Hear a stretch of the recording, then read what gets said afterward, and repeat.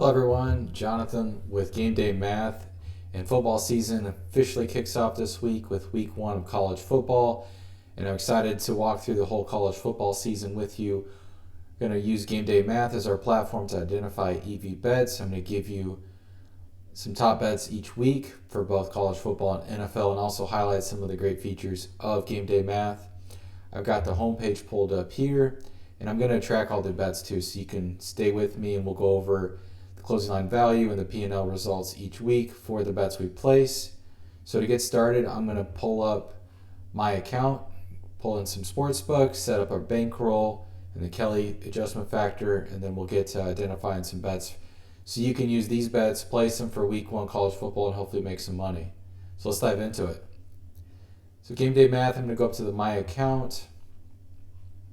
And we've got the preferences page. You can select the text default. Odds format, we're going to go with American. Default sidebar mode is going to be bet tracker. We're going to start with a 10,000 bankroll and a 0.5 Kelly multiplier. Go ahead and click Save Changes there. And then let's set up some sports books. So I'm going to show you how I like to set up my sports books. This is going to be on how the odds and the picks will come through on the platform. So let's start with some of the main retail books. We'll grab BetMGM. We'll grab Bet365. So hopefully I'm grabbing some sports books that are available in your state, and you can actually have some of these bets available to you to place. We'll just grab some of the main books: DraftKings, FanDuel, and Fanatics. So we've got 6 retail books. Let's pull in some of the top sweepstake ones. These are available in even more states. We'll do Fliff and Rebet, and then we'll pull in a couple of exchange books. So we'll grab Novig and ProfitX. So that gives us 10 books to line shop against. We've got a nice combination of retail, sweepstakes, and exchange peer-to-peer books. So sports books, retail side isn't available in your state. Hopefully you have options with sweepstakes or exchange books. We got 10 books used in best line. So that checkbox means we want that to pull into our picks page, so we can line shop against 10 different books. So it should be plenty of opportunities and some solid EV plays. And this is what's really great about Game Day Math and a video I did recently of highlighting that you can pull in some sharp books too. So let's grab Pinnacle, let's grab Bookmaker, let's grab Bet Online, and let's grab Circus. So we'll grab in 4 sharp books, and we're going to exclude those from the used and best line. So we want to be able to see the odds for these sharp books, but we don't want them to be coming through on the picks page. We want those to stay to the books we're trying to beat. We're using these as reference points for our EV top-down analysis. So I'm going to just bring those up the top, and I like to have the sharp books up the top, and you'll see why later. It just allows you to quickly get some confirming data as far as lines go with some of these sharper books as we try to beat some of these retail and softer books. So we've got 14 books. We've got 10 that we're line shopping against that we're going to use in our best line, and then we've got 4 sharp books that we're going to just have if we need some additional confirming line data. Click Save Changes. I'm going to flip over to League, and we're going to just focus on NFL and college football for this. Click Save Changes. Go over our picks page. Today is the default. There's no college football right now, but this week we have plenty of college football. So I'm just going to go through the bet scores here. It's going to rank from highest to lowest. It's going to bring in the top bet scores. We've got the odds, the pick, the sport, the game time, the rotation number, and the expected return on investment. And then if we do place these bets, it'll show up in your bets, so you know if you've got money down on these markets or not. So anything, just good rule of thumb, if it's above 80 on Game Day Math, this means that you've got great value and you've got sharp momentum. These are really, for my book, surefire plays. Even though this is a long odd at plus 740, I'd go ahead and apply the Kelly formula to that and place that bet. So we've got a $30.08 suggested bet size. We'll go ahead and log that. Expected return on investment of almost 4.5%. We'll go ahead and track that as a straight bet. And then you can see it's pulling up here on your bets. So we've got our first bet to play for week 1. And then if you want to drill in to see some of that more detail, so we've got Buffalo versus the Golden Gophers. We've got our 80 bet score, that plus 740 odds that we just got on FanDuel, our EV plus 0.53%. And then here's where I said it's nice to have your sharp books up top. So you can see we've got Pinnacle, Bookmaker, BetOnline, and Circa, all in that upper 500, low 600 odd range.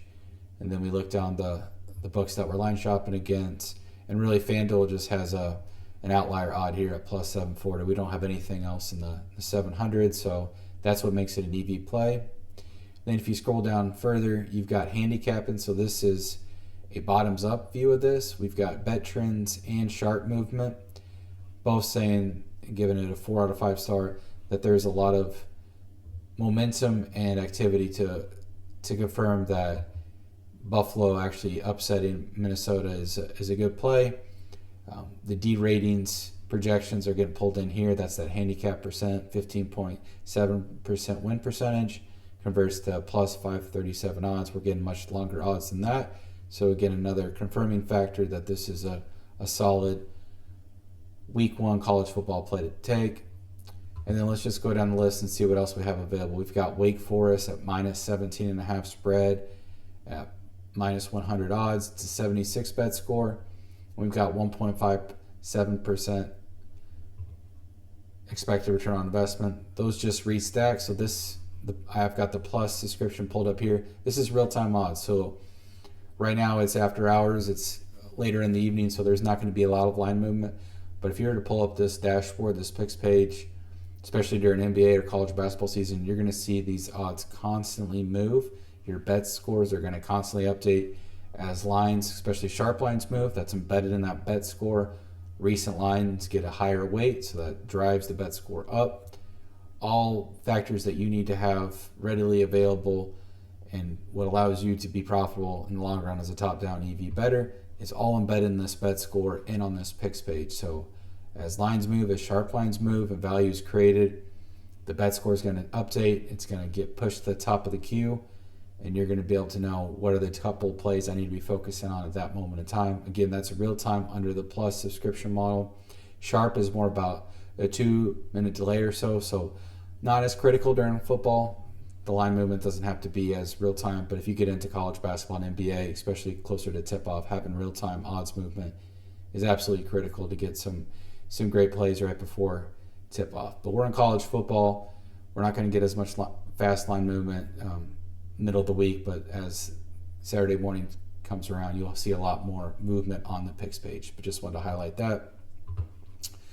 So we were talking about the Wake Forest game. We've got that minus 17.5 spread there. We'll drill in a little bit here to see what we've got. You can see the different sharp lines. We've got minus 111 on Pinnacle, minus 113 on Bookmaker. BetOnline has a little bit longer odds at minus 104, and then Circa at minus 110. And then we go down to our line shopping side. And again, no vig is definitely standing out there, about 10 cents to the nearest line. So we'll click on that and automatically pull up our bet tracker mode so we know what we're placing our bet on. Make sure that we pull up no vig and we get that minus 100 coming through on no vig. And then it tells us exactly the bet size to take. We're going to take that $78.74. Got a 76 bet score where our break-even odds is actually minus 103.2, but we're getting minus 100, so we're getting longer odds. That's what makes it an EV play, a 0.79% EV play with a 1.57 expected return on investment. Click track straight bet. We've got it logged there. We go back to our picks page, and it's coming through. So we know we've got our spread line, and we've got the money line on Buffalo. Next, we've got another no vig play on the totals. Nebraska, Cincinnati over 53.5 at plus 108. Again, we can drill in here.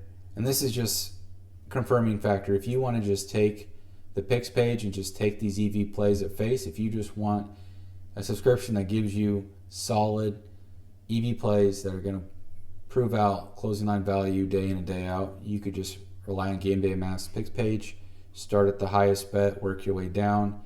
You can see it's going to have your expected return on investment. Avoid anything that's zero or negative, obviously. The higher the better, in my book. I like to target anything above 1%, less than 1%. There's a little bit more variance embedded in that, and in the long run, I think you'll do better if you stick to return on investments of 1% or above. But again, that's basically just going to track with your bet score. So just start with your highest bet score, work down. You start getting into the 70s or below, to avoid the bet. So if I was to look into this Nebraska-Cincinnati, if I want to get some more information, we've got the over 53.5 plus 108. Scroll down, we see that on Novig. And then we go down to the bottom. So this one's a little bit of a different story when we go into the bottoms up view. Bottoms up's actually telling us from the D ratings projections, we're looking at a score closer to 48. And we've got recent bet trends that are saying that the under's most likely going to hit. But then you can see we've got the sharp movement that's saying the opposite. So we've got a bottoms up view that's not confirming it, and it's actually a 5-star from a handicap bottoms up to take the under. So this is one of those where it just takes some practice and just some seasoning, I guess, with your betting of knowing, okay, does this make sense or not? I like that return on investment of 1.46. I will say inherently, I do bias the under versus the over. I think sports books do shade a little bit more to that. So I'm going to look at this and say, okay, bottoms up saying something different. Top down saying take the over. I like seeing FanDuel as to fade them on because they've got that under as the longest odds. So I'm going to go ahead and take this bet. I think I see enough data to tell me to take the over, even with the bottoms up handicapping saying the opposite. 67.75. We've got a Novig line at plus 105. We're getting that plus 108. We're going to go ahead and take that bet. So we just logged our third bet. And then we'll move down. We've got Jacksonville State plus 870 on Fliff. We've got Bookmaker at plus 837. We got Pinnacle much lower at 654. And then the others around that mid 700s. Here we've got the handicapping 100% confirming our bet with plus 635 as the D ratings break even. So this is telling me that's a solid bet, 9.95 cents. Go ahead and track that. So we've got our fourth bet logged. And then here's where we start to get to some more marginal bets. Let's look at these next two. So we got Boise State at South Florida. We've got the under this time. So 62.5 at plus 102. Really no indication on the handicapping side of one way or the other. But if we just look at our top-down approach, we're seeing break even at plus 100. We're getting plus 102. Again, like I said, if I'm going to favor one side on the totals, I'm going to favor the under. We've got almost a 1% return on investment, so that's right there at that benchmark that I like to use. We're going to go ahead and take it, 46.55. We'll track that, 74 bet score. And let's go ahead and take one more play here. We've got Ball State at plus 700 on BetMGM. Quick look here, everything else is in the 500s for our sharp book, so that just tells me that's a nice line to take. Small bet size, big return, 7.67 to get $53.69 in winnings. Track it, and then we go back to our picks page, and you can see we've got all our bets lined up here. And this is what's really nice about seeing your bets here. So we've got the under 62.5 on Boise State USF. We also have that money line coming through. It's basically a break-even play at plus 200 on USF. And we can see over here, your bets is going to show what we've already placed for that market. So we've got under 62.5, so we know, okay, I placed a play on this, but I haven't hit the money line yet. So just making sure that you're not doubling up bets and overexposing yourself. So we've got a handful of bets that we've placed. Hopefully some of those came through for you. when you've seen this video. Again, I'm going to be doing this each week for both college football and NFL, walking through the picks page here, highlighting some of the other great features. We'll get into some future videos on the odds dashboard. You can see it's going to pull up all your data. This will be pregame and live data that's going to come through in the odds. We'll dive in more to the handicap page, and then when we get our results after week 1, we'll pull up the analysis and we'll look at how we did. It's only a handful of bets, so there's going to be some noise in the numbers, but hopefully we can at least prove out some good closing line value from what we placed here tonight. Otherwise, if you want to take a dive into Game Day Math, we've got some great deals if you want to just start with a monthly plan on either the Sharp or the Plus tier to give it a go. I know you'll be convinced. Please like and subscribe to the channel. Leave a comment if you have any questions. Otherwise, glad college football is kicking off and football season's here. Best of luck for week 1, and I'll see you on the next one.